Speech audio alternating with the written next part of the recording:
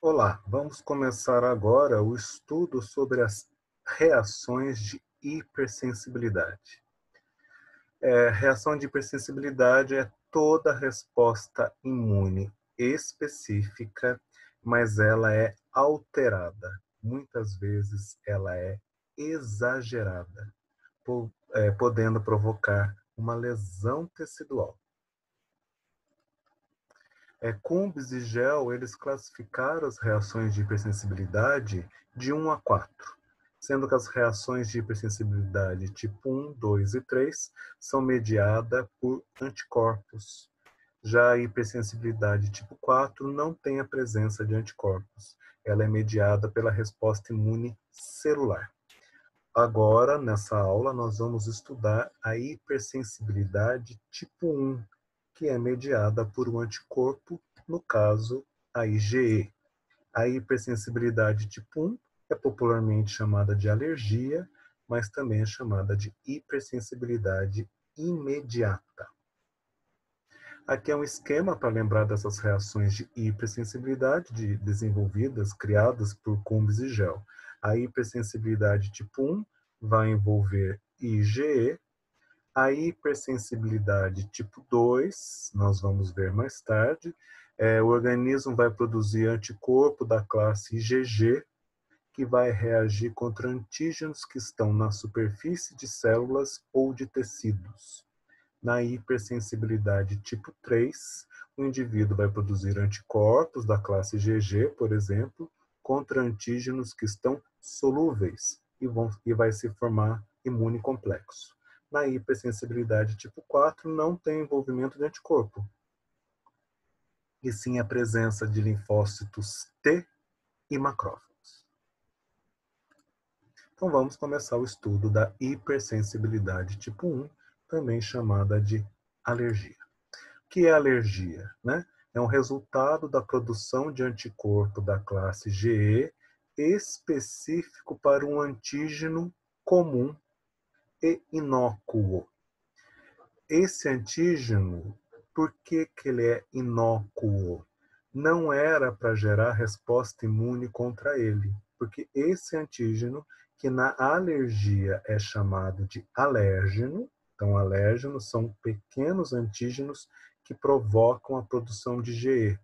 Eles são antígenos que estão no meio ambiente. Então é a poeira, na verdade, quando a gente fala alergia à poeira, a gente fala alergia às fezes do ácaro. É alergia a algum componente do camarão, ao amendoim, a algum medicamento. Ou seja, esses antígenos chamados de alérgenos, eles não são antígenos nocivos, por exemplo, uma bactéria, um vírus, um fungo.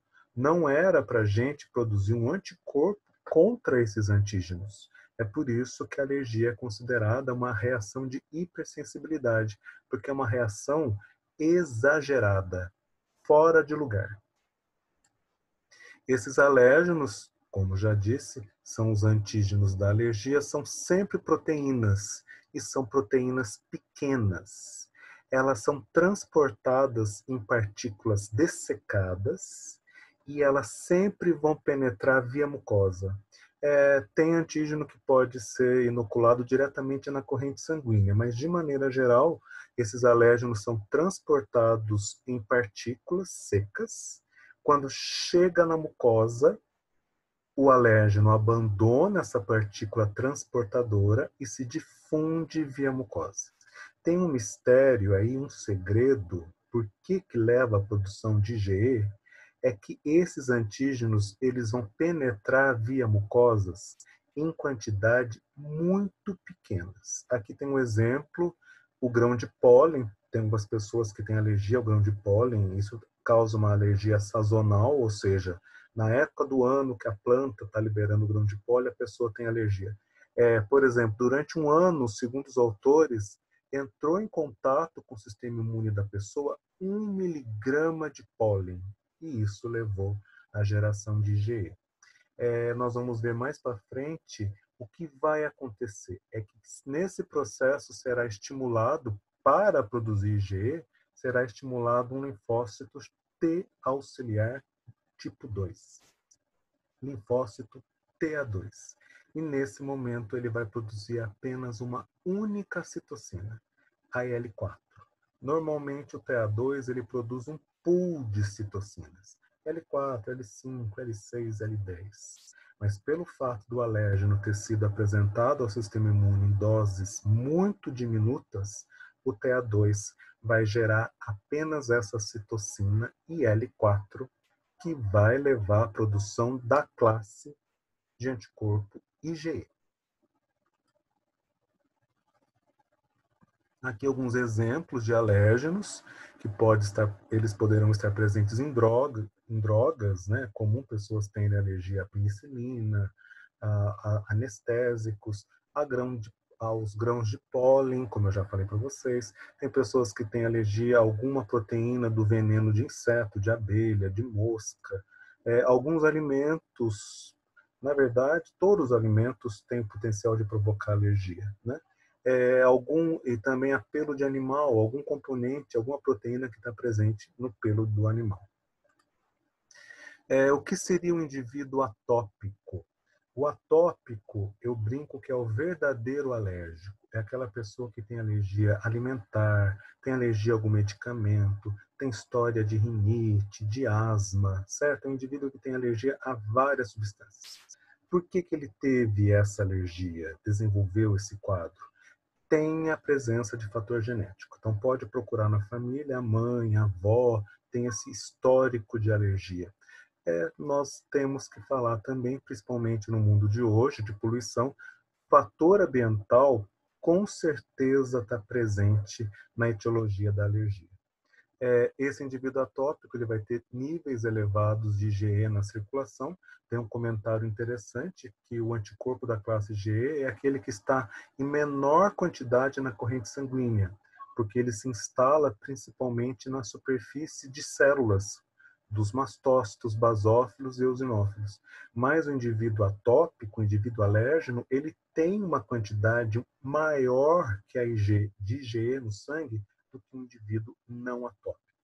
E outro fator que pode ser um indício são níveis elevados de eosinófilos, que é uma célula que está também relacionada com alergia, principalmente quem tem asma e rinite.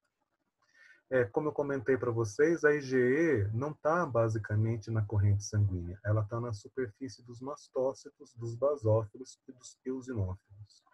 O mastócito, principalmente, é a célula envolvida. É uma célula que está presente na mucosa, todo o tecido conjuntivo tem mastócito, e ela tem na superfície um receptor para a porção Fc da IgE. Então, é FcεR1. O basófilo também tem esse mesmo receptor, FcεR1. O eosinófilo também tem, mas o eosinófilo ele vai ter uma função na alergia, principalmente naquelas alergias que tendem a cronificar, asma, rinite, certo? Aqui o mastócito, então ele teria na superfície dele as IgEs, aqui o núcleo, e aqui destacados são os grânulos do eosinófilo. Ele tem um mediador pré-formado dentro do grânulo, que é a histamina. É a histamina que ele vai liberar e que vai provocar aumento da permeabilidade vascular e até o prurido, a coceira relacionada com a alergia. Então vamos ver os mecanismos das alergias.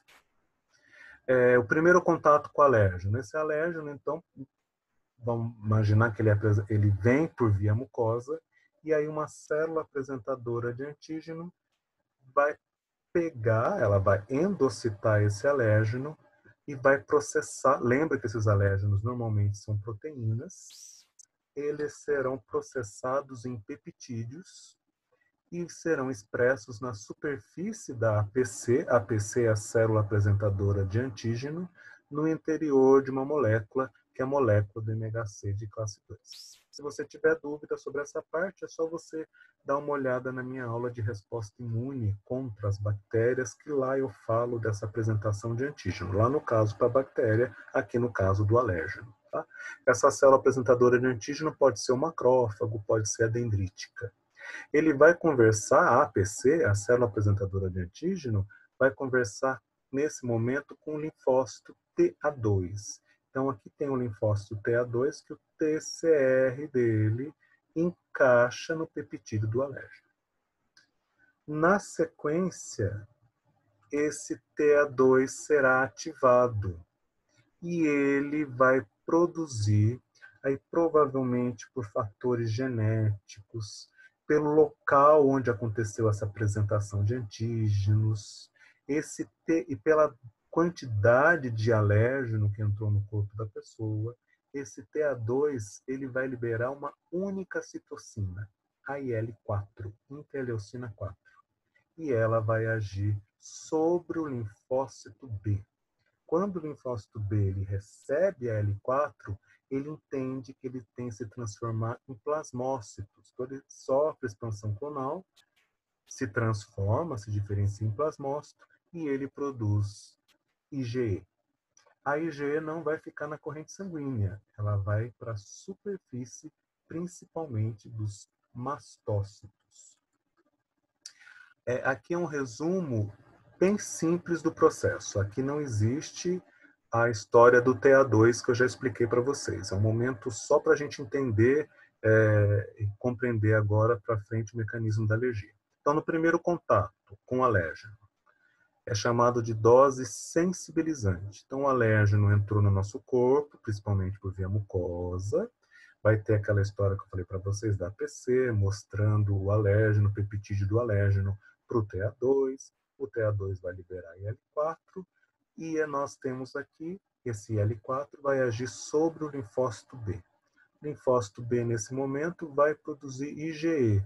IgE não vai ficar no sangue, e sim vai para a superfície do mastócito, porque o mastócito tem na superfície o receptor para essa porção FC da IgE, chamada de FcεR1.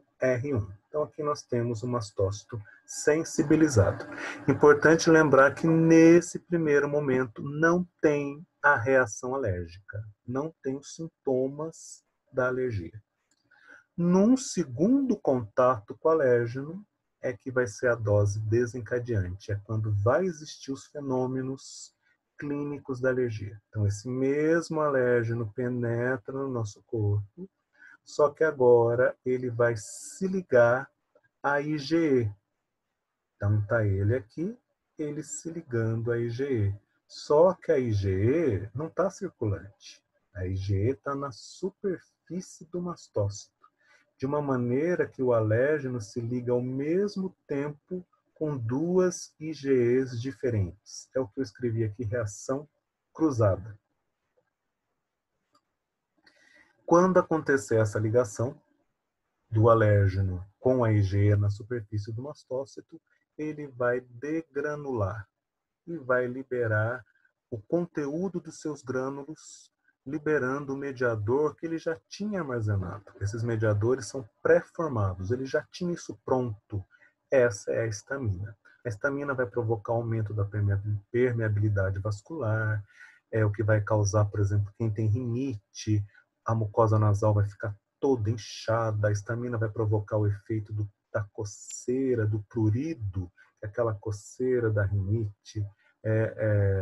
A histamina vai ter um outro efeito na mucosa brônquica da asma, vai fazer com que a mucosa brônquica, um músculo liso, contraia, a pessoa sinta falta de ar. Um outro fenômeno interessante da histamina é quando a pessoa que tem alergia alimentar vai formar aquelas placas vermelhas. Isso quer dizer que é vasodilatação, tem vaso dilatado naquela área, e a sensação de coceira, né, que a gente chama de urticária. No primeiro momento, o mastócito libera a histamina, depois ele vai começar a produzir outros mediadores. São chamados mediadores recém-formados, que pode ser a prostaglandina e o leucotrieno. Isso vai acontecer numa fase mais tardia da alergia.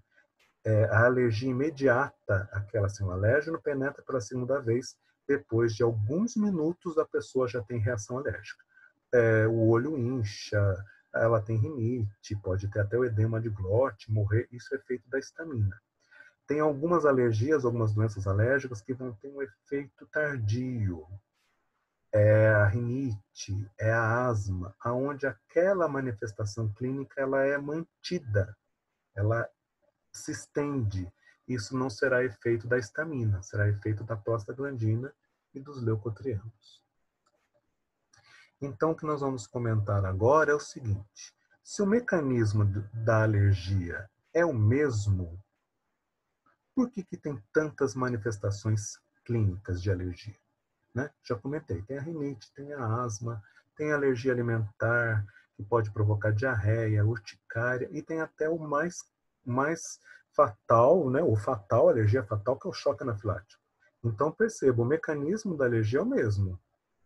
É o TA2, linfócito B, IgE.